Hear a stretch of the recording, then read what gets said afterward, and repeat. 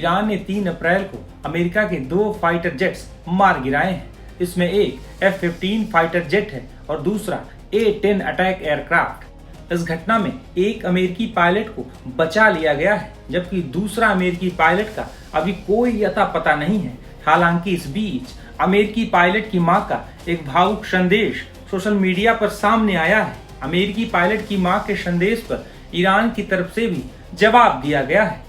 दरअसल एक्स पर एक महिला यूजर ने लिखा कि प्लीज आज रात उन 2 F-15 पायलटों के लिए दुआ करें जिनके विमान को मार गिराया गया है। मेरा एक बेटा फाइटर पायलट है और अभी तक मुझे उससे या उसकी यूनिट से कोई सूचना नहीं मिली है। मेरा दिल चिंता से भराया है। प्लीज सभी पायलटों और उनके परिवार के लिए प्रार्थना करें। इस पर इस्लामाबाद स्थित ईरानी दूतावास ने जवाब देते हुए लिखा कि आपके बेटे को ट्रंप के साथ ज्यादा खतरा है, ईरान की हिरासत में नहीं। दुआ करो कि वो ईरान के पास कैदी बने रहें, अमेरिकी रेस्क्यू टीम के हाथ ना लगे। हम मुसलमान और सभ्य ईरानी हैं। हम कैदियों के साथ इज्जत और सम्मान से पेश आते हैं। अमेरिकी पायलट की मां को एक और ईरानी दूतावास ने जवाब देते हुए लिखा कि ईरान में बहुत पहले से, जब दुनिया में इंसानी कानून भी नहीं बने थे, तब से युद्धबंदियों के अधिकार तय थे। हम अपने युद्धबंदियों के साथ वैसा बर्ताव नहीं करते जैसा आपके सहयोगी करते हैं। हमारी ईरानी सभ्यता है। हम पाषाण युग की तरह नहीं जीते जैसा अमेरिका करता है। हालांकि 4 अप्रैल को अमेरिकी पायलट की मां ने अपने एक्स अकाउंट पर पोस्ट करते हुए लिखा कि मैं उन सभी लोगों का धन्यवाद करना चाहती हूं जिन्होंने कल मेरे परिवार के लिए और ईरान में सेवारत हमारे वीर सैनिकों के लिए प्रार्थना की। मेरे बेटे ने आखिरकार आज सुबह 4:39 पर मुझे फोन किया और उसकी आवाज सुनकर मुझे बहुत राहत मिली। कृपया हमारी सेना, हमारे देश और हमारे राष्ट्रपति के लिए प्रार्थना करते रहें। उन्हें आज पहले से कहीं अधिक हमारे समर्थन की आवश्यकता है। हालांकि इस पर अभी अमेरिका या ईरान की तरफ से किसी तरह का आधिकारिक बयान सामने नहीं आया है। वहीं इन सब के बीच अमेरिकी राष्ट्रपति ट्रंप ने ईरान को एक बार फिर बड़ी धमकी दी है। ट्रंप ने ईरान को स्ट्रेट ऑफ होर्मुज खोलने के लिए 48 घंटे का अल्टीमेटम दिया है। उन्होंने चेतावनी दी है कि अगर ईरान नहीं माना तो उसे तबाह कर दिया जाएगा।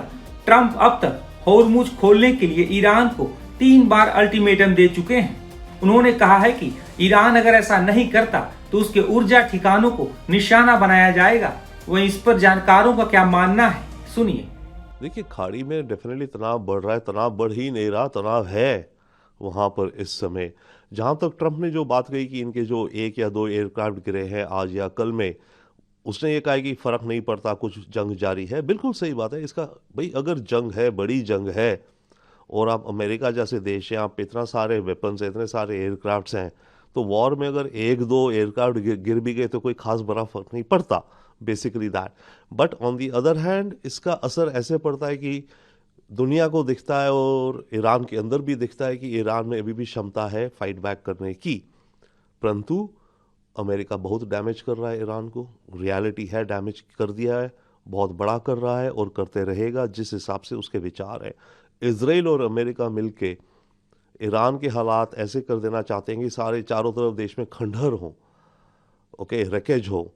इनकी आर्मी और मिलिट्री फैसिलिटीज तो आप छोड़िए, ये इनके सिविलियन इंफ्रास्ट्रक्चर को टोटल डैमेज करने पे उतारू हो गए हैं। ब्रिज उड़ा रहे हैं ताकि देश के अंदर कनेक्टिविटी ना रहे, इंडस्ट्रियल प्लांट्स उड़ा रहे हैं, स्टील की फैक्ट्रीज उड़ा रहे हैं, एल्यूमिनियम फैक्ट्रीज उड़ा रहे हैं, केमिकल फैक्ट्रीज को उड़ा रहे हैं, पुलिस स्टेशंस को उड़ा रहे हैं ताकि कल को कोई कोऑर्डिनेशन भी ना हो पाए, क्योंकि पुलिस ही लोकल कोऑर्डिनेशन करती है कई बार। पुलिस स्टेशंस उड़ा रहे हैं, पानी के वाटर प्लांट्स उड़ा रहे हैं। दिल्ली में दिल्ली जल बोर्ड के 9 वाटर प्लांट्स हैं।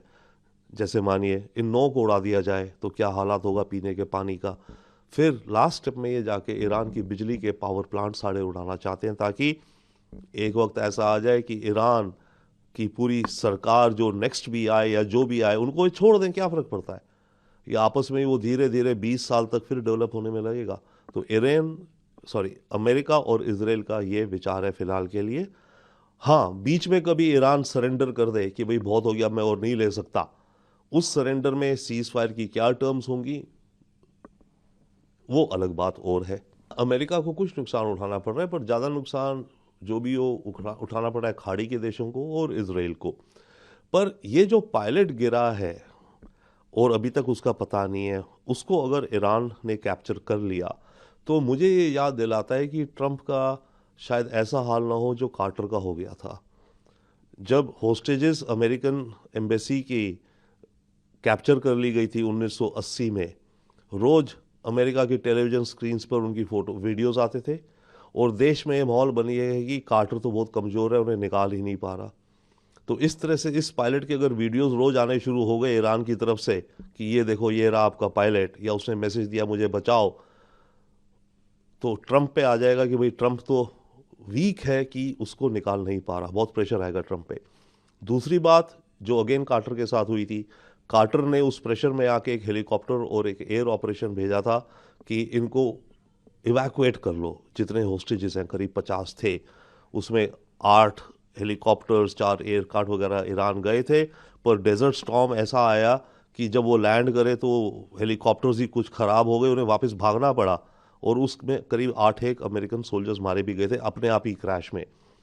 तो ऐसे अफरा तफरी में इस पायलट को एवैक्यूएट करने के लिए अगर ट्रंप ऑर्डर कर दे कोई ग्राउंड ऑपरेशन टाइप कि भाई हम जाएंगे, हमारे मरीन्स जाएंगे या कोई जाएंगे, एयरक्राफ्ट जाएंगे, ब्लैक हॉक्स जाएंगे, उसको निकाल के ले आएंगे, वैसी ऑपरेशन अगर बॉचअप हो गई तो ट्रंप की लीडरशिप पे एक बहुत बहुत बड़ा काला धब्बा लग जाएगा।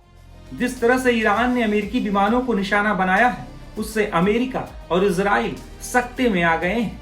रिपोर्ट्स के मुताबिक ईरान ने अमेरिका और इजराइल के लगातार हवाई हमलों के बीच अपनी रक्षा रणनीति को मजबूत करते हुए नया एयर डिफेंस सिस्टम तैनात किया है।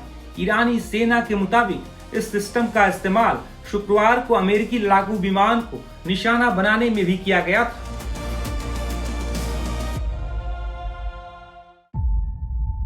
जीरो हमने इन्वेंट किया, हमने बताया दुनिया को, जहां योग है वहां रोग नहीं। सबसे पुरानी सभ्यता है हमारी। गुलामी से तो और देश भी लड़े भाई, पर आजादी के लिए अहिंसा का रास्ता बस हमारा था। अपने पसीने से जमीन सींचता किसान और घर में घुसकर मारने वाले जवान, बस इसी मिट्टी ने जने। इसके हाथ ने जब थामा जज्बा तो इतिहास रचे। कदम बढ़ाए तो चांद का वो हिस्सा चूमा भाई जहां कोई कभी नहीं पहुंचा।